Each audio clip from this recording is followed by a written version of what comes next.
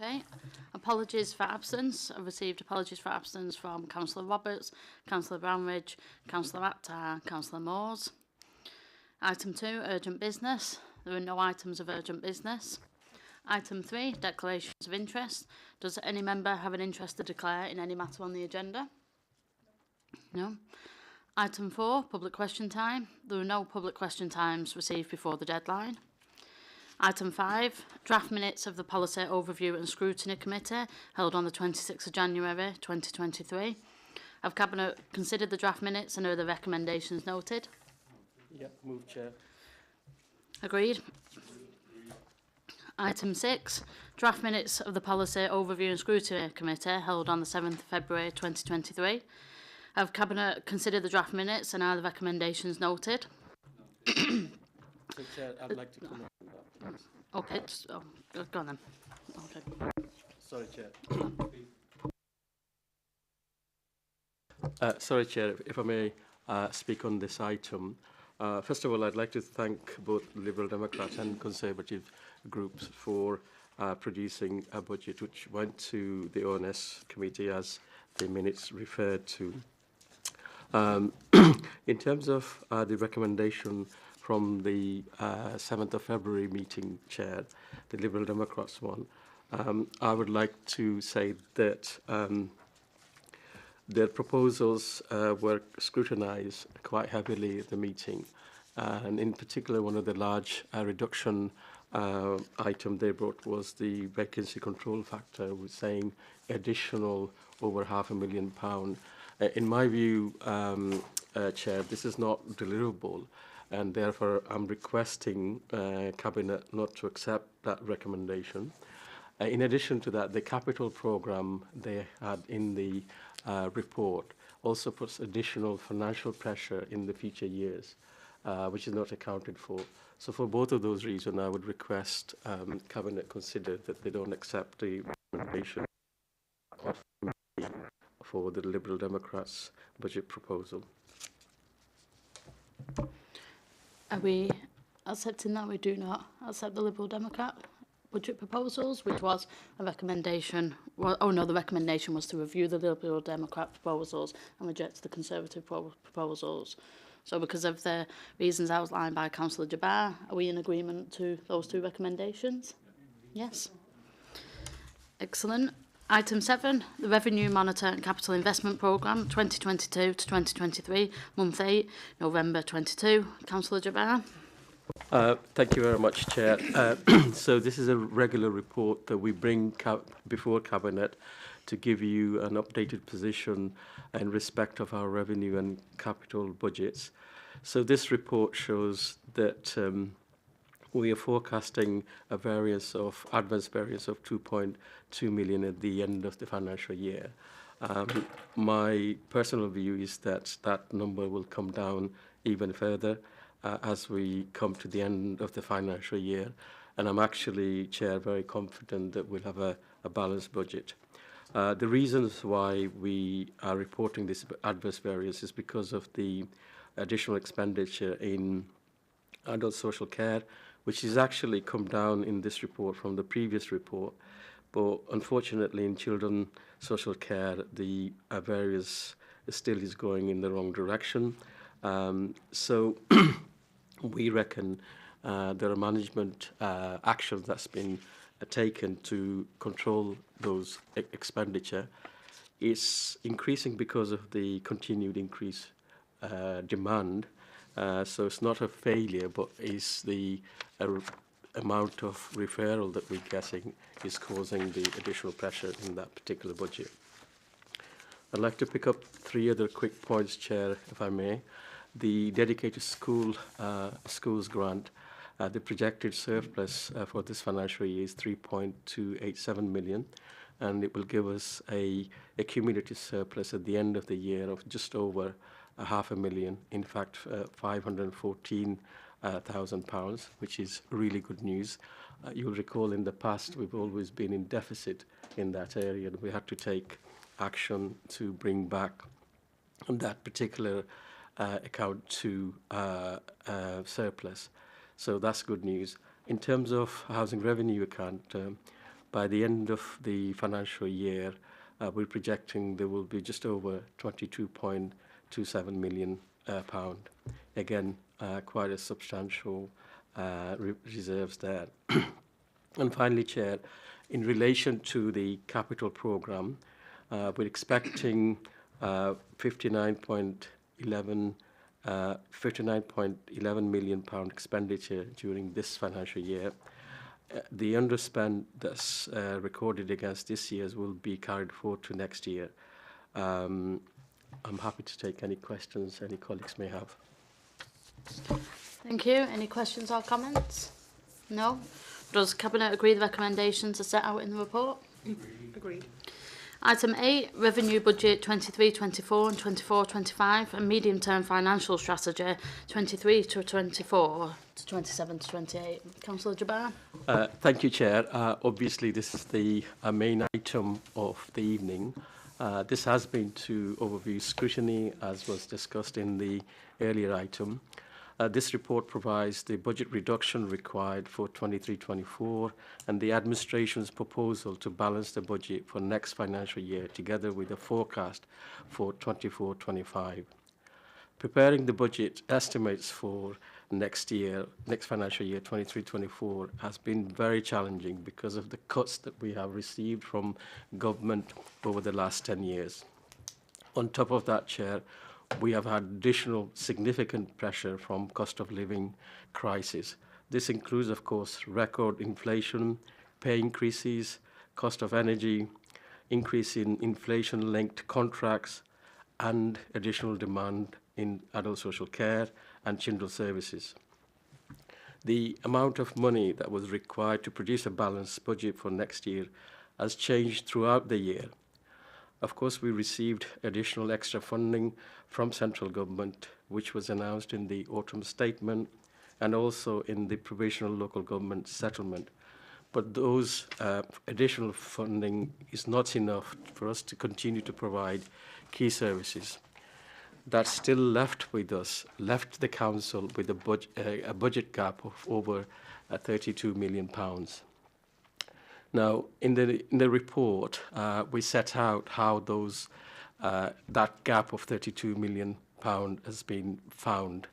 Firstly, the government wanted us to increase the council tax by 4.99%, and that was a statement made by the Chancellor at the autumn statement announcement. But we're very conscious, Chair, that a lot of people are struggling, and if we had enough resources, we wouldn't be increasing council tax at all. But because we need the funding to continue key services locally, we are proposing that we increase the council tax by 3.99%, and that's made up of 1.99% for general taxation and 2% for adult social care. The rest of the funding comes from the budget cuts we have had to make to our services, and that amounts to 16.313 million. The summary of those budget proposals are on Appendix 6, and the details of that is on Appendix 7. Where required, Chair, equality impact has been produced for each of the saving proposals. In total, unfortunately, 7 full-time equivalent posts had to be deleted from the establishment of the council. I'm very pleased to say that there's no redundancy involved at all. All those are vacant posts. So obviously that's something that we've been very careful to avoid. In addition to the budget saving and increasing in the council tax, we've had to use net £11.68 million to come up to the £32 million required to produce the balanced budget. The report also indicates the position for next financial year, which is 24-25, and it shows there's a budget gap of 10.327 million to be addressed over the next budget setting process.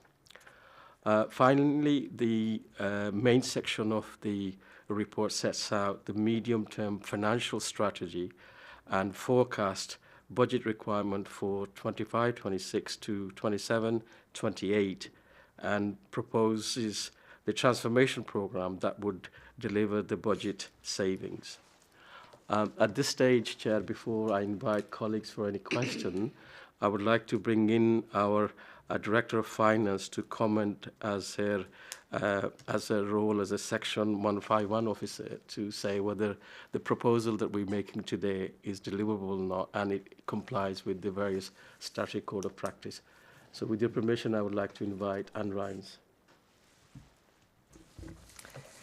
Thank you. Yes, I am required under Section 25 of the Local Government Finance Act 2003 to make a statement that sets out that about the robustness of the estimates that are included in the calculation of the revenue budget and the adequacy of the proposed reserves. And that statement is included in the report at Section 20 and also in more detail at Appendix 10. And what I am able to say that, having regard to all of the requirements, the budget that is for consideration has been prepared to ensure full compliance with all relevant acts and guidance. The estimates are robust. All of the appropriate calculations have been undertaken and to ensure affordability and prudence also with regard to capital estimates. With regard to financial resilience, which is of course a very important factor at this point in time, given some of the issues that have been facing the local government sector, I can advise that the authority remains financially resilient going into 23-4 and future years. And overall, I can give that assurance and advise of the robustness of the estimates for the budget report that they are considering. Thank you. Any questions or comments? No? Okay. Thank you. And the only thing I was going to add was to thank Councillor Jabbar and Anne Rhines as well for all the work over the past months in getting to this budget, but also to all the Cabinet members and the senior management team as well. It's been quite a robust process and a difficult process. Do you know, taking £29 million out of this budget is not an insignificant. There will undoubtedly be an impact. We've tried to limit that impact and focus on things that this administration's priorities, such as supporting our residents through the cost of living crisis and prioritising children and young people and some of our regeneration programmes. But that does come at a cost to things, and I'm honest about that. Councillor Jabbar is right. We are proposing to increase council tax, not by the maximum that we're expected to do so, but 4% again is not an insignificant amount of money for most of our residents in this town. I think it's also important to note as well that each of the main opposition parties, in one extent or another, also agreed to a council tax increase. I believe the Liberal Democrats accepted the 3.99%. The Conservative Party's proposal was to increase it by 1.9% as well.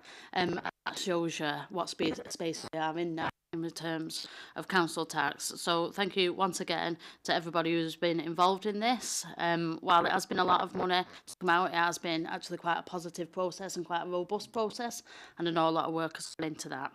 So does Cabinet agree the recommendation contained in the report? Agreed. Thank you. Item 9, Council Tax Reduction Scheme 23-24. Councillor Jabbar. Thank you, Chair. So this report sets out our council tax reduction scheme for next financial year, which is 23-24. We're required to have a scheme of this nature by law. What we're suggesting, Chair, is that we continue with the existing scheme, which gives a maximum discount to somebody who is not able to pay their council tax because of income. At 85% band A. So we're not changing the discount level there. I think this is a reasonably generous scheme, Chair, and compared to certainly in GM, it is. And I'm very pleased to be able to recommend that we continue with that. In addition to this, the government has given a new funding source to give additional support to claimant of council tax reduction. So they're they have allocated £573,000 to us. And basically it means that anyone who is in receipt of council tax reduction will get an additional £25 given to them. That will obviously help, and we're very grateful for that. I don't think there's anything else I need to mention, Chair. So if there's any question any colleagues got, then I'm happy to answer those. Any questions or comments? No? Does Cabinet agree the recommendations contained in the report? Item 10, Capital Strategy and Capital Programme 23, 24, 27, 28. Councillor Jabbar. Thank you, Chair. So this is a refresh of our capital strategy. It's a 5-year strategy which sets out the council's ambition to transform this borough. We talked about in the early report, Chair, about reducing our services and making cuts.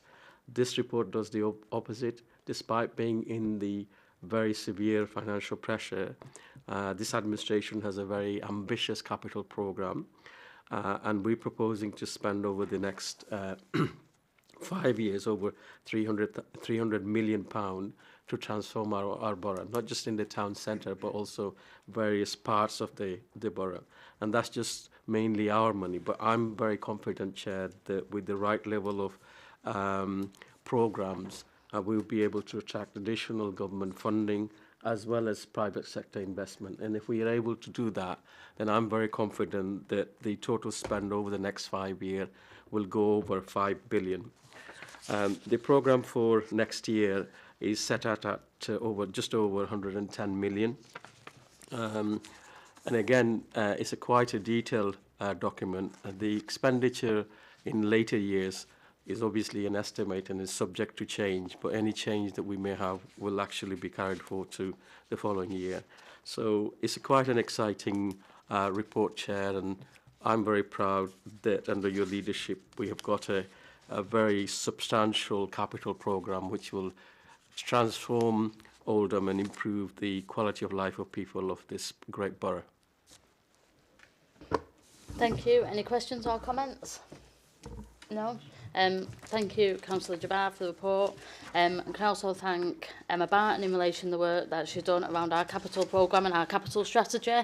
You know, there's a lot of scepticism, I think it's fair to say, in Oldham sometimes about whether the council is in a position to be able to build and complete on some of our capital projects. And what we're seeing at the moment is things beginning to come to fruition. We're about to speak about Whiteton Town Hall, but Oldham, certainly Oldham Town Centre, will look vastly different in 5 years' time than it does today.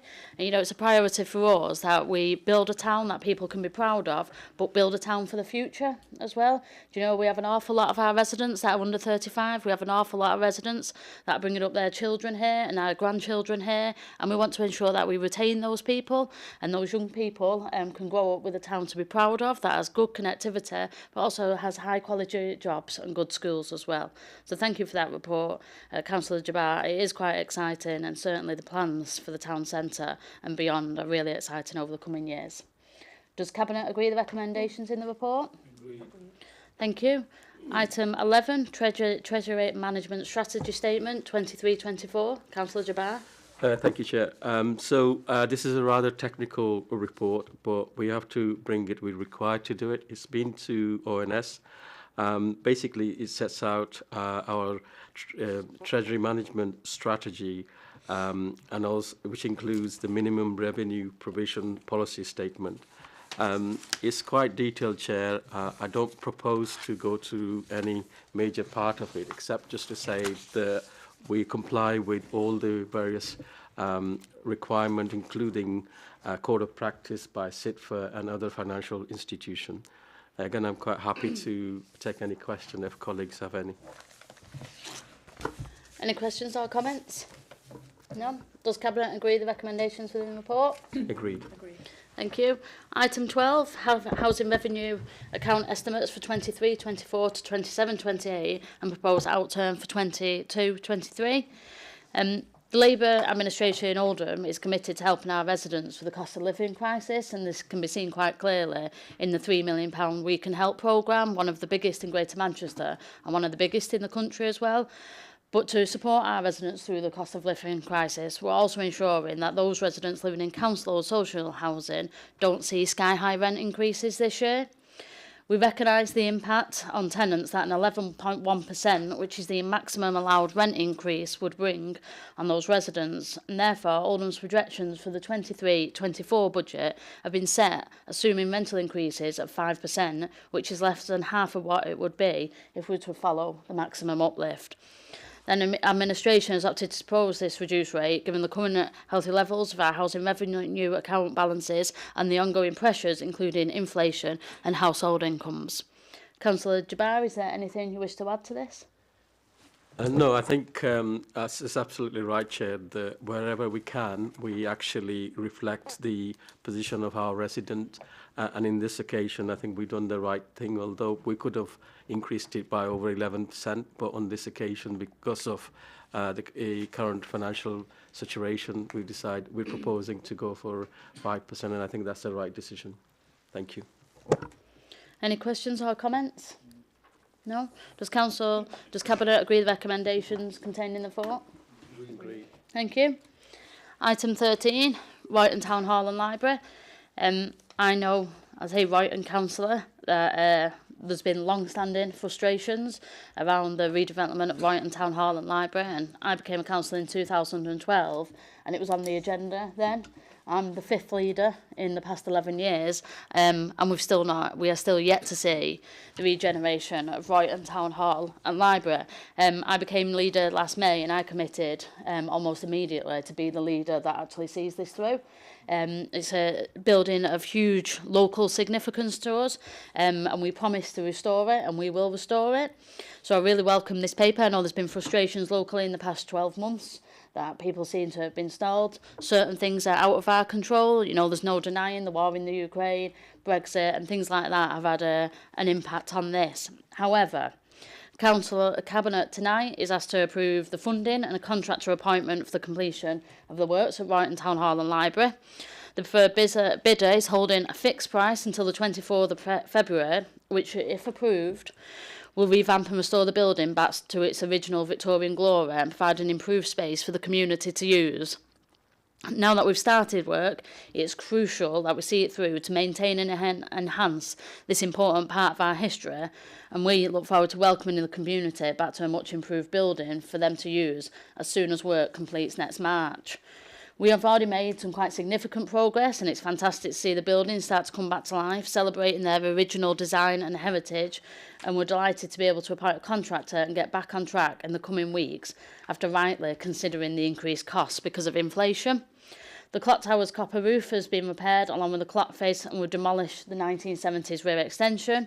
We want the Town Hall and the Library's original character to shine through, and are delighted to be working alongside Royton's local historical society to select the right buildings for the right materials for the building's era.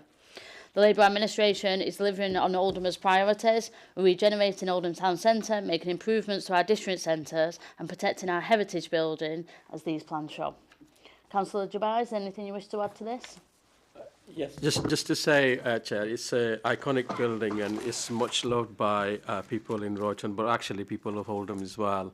And I think if this report is approved, then hopefully we can get it finished in time and the facilities can be enjoyed by everybody, and we can bring back an important landmark building back into use.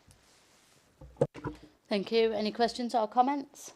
No? Okay. Cabinet will consider recommendation at item 15 of the agenda. Item 14, exclusion of the press and public. Moved.